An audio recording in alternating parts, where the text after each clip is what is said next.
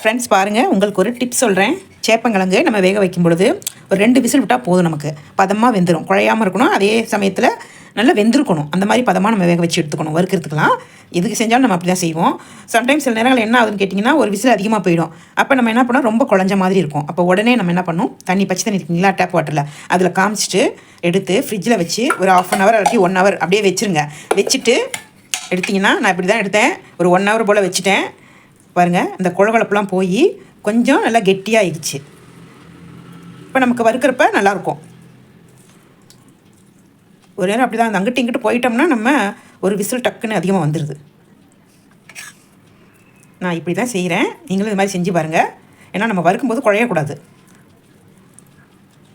நல்லா பச்சை தண்ணியில் போட்டு அந்த ஹீட் போயிடணும். போன பிறகு கொண்டு போய் நம்ம ஃப்ரிட்ஜில் வச்சிடணும். எப்படி நம்ம கவனமாக இருந்தாலும் ஒரு நேரம் டக்குன்னு ஒரு விசில் வந்துடும். இப்போ நம்ம அழகாக பதமாக கட் பண்ணிக்கலாம். நல்லா வெந்திருக்குது.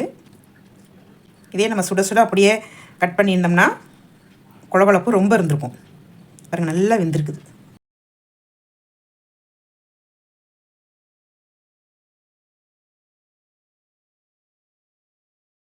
வறுத்துட்டு காமிக்கிறேன். மசாலா பொருட்கள்லாம் போட்டு நல்லா கலந்துட்டேன்.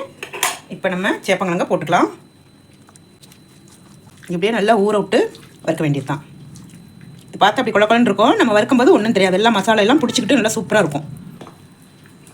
அப்படியே ஊறட்டும்.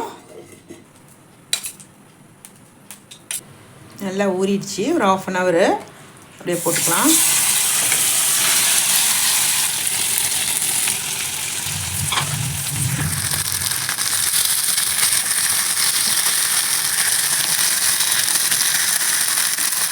நல்லா வறுத்தோன்னு காமிக்கிறேன் உங்களுக்கு. நல்லா சுருள வறுத்துட்டேன். எப்படி இருக்கு பாருங்கள், சூப்பராக.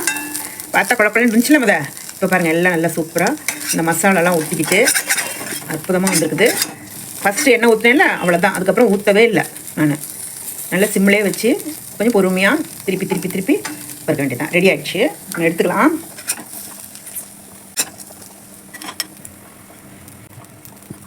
சேப்பங்கிழங்கு வறுவல் எவ்வளோ அருமையாக ரெடி ஆகிடுச்சு பாருங்கள். நான் சொன்ன டிப்ஸையும் ஃபாலோ பண்ணிக்கோங்க. இப்படி வறுத்து பாருங்கள், செம்மையாக இருக்கும். இது எப்படி செய்யறதுன்னு தெளிவாக பெரிய வீடியோ போட்டிருக்கேன். ரிலேட்டட் வீடியோவில் பின் பண்ணி வைக்கிறேன் பாருங்கள். வீடியோ உங்களுக்கு யூஸ்ஃபுல்லாக இருக்கும்னு நினைக்கிறேன். நன்றி, வணக்கம்.